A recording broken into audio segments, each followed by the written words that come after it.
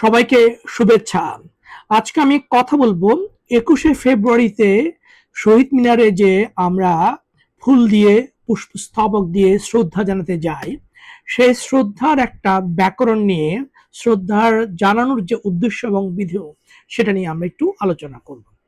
আমরা জানি প্রতি বছর 21শে ফেব্রুয়ারি যখন আসে, নানান স্তরের মানুষ, বিভিন্ন সংগঠন, বিভিন্ন পেশাজীবী সবাই আমরা শহীদ মিনারে যাই ফুল দিয়ে পুষ্পস্তবক দিয়ে ভাষা শহীদের প্রতি শ্রদ্ধা জানাতে। কিন্তু আমরা আসলে কেন শ্রদ্ধা জানাতে যাই?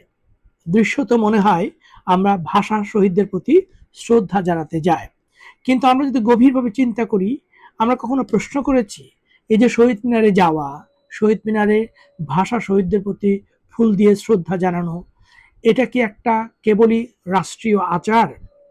এটা কি কেবলই কোনো সংগঠনের সাংগঠনিক কার্যক্রম, নাকি আমরা সোশ্যাল মিডিয়ায় পোস্ট করার জন্য, এক ধরনের দেখানোপনার জন্য আমরা শহীদ মিনারে যাই?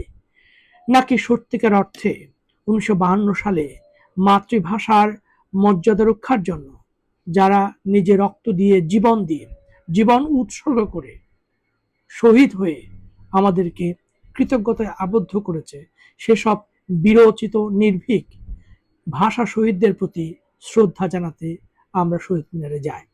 এই প্রশ্নটা কিন্তু খুবই জরুরি। কেননা ইদানিং দেখা যায় যে শহীদ মিনারে খুবই হাস্যোজ্জ্বল ছবি দিয়ে পোস্ট দিচ্ছে, ভিডিও করছে, এবং অনেকেই কেবল বিভিন্ন সংগঠনের ব্যানার নিয়ে সাংগঠনিক কার্যক্রমের অংশ হিসেবে শহীদ মিনারে যাচ্ছে। অনেকে রাষ্ট্রীয় আচার পালন করার জন্য শহীদ মিনারে যাচ্ছে।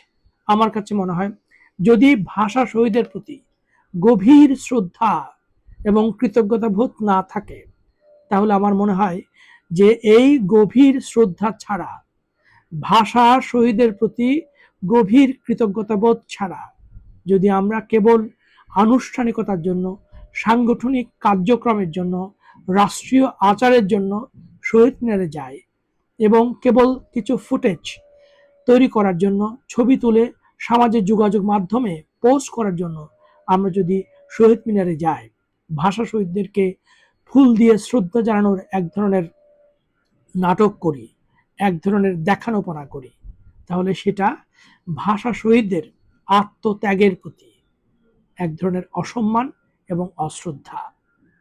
আমি মনে করি ভাষা শহীদরা যে আত্মত্যাগ করেছে, মাতৃভাষার জন্য জীবন উৎসর্গ করবার ইতিহাস পৃথিবীতে বিরল। যাদের জীবনের বিনিময়ে আমাদের মুখের ভাষা, মাতৃভাষায় আমরা আজকে কথা বলছি, বাংলা ভাষায় কথা বলছি, সে মানুষের প্রতি, সে শহীদদের প্রতি যদি আমাদের গভীর শ্রদ্ধা এবং কৃতজ্ঞতা বোধ না থাকে, তাহলে আমরা প্রকারান্তরে নিজের সাথে আত্মপ্রতারণা করছি, ভাষা শহীদদের আত্মত্যাগের প্রতি অসম্মান করছি। ধন্যবাদ সবাইকে।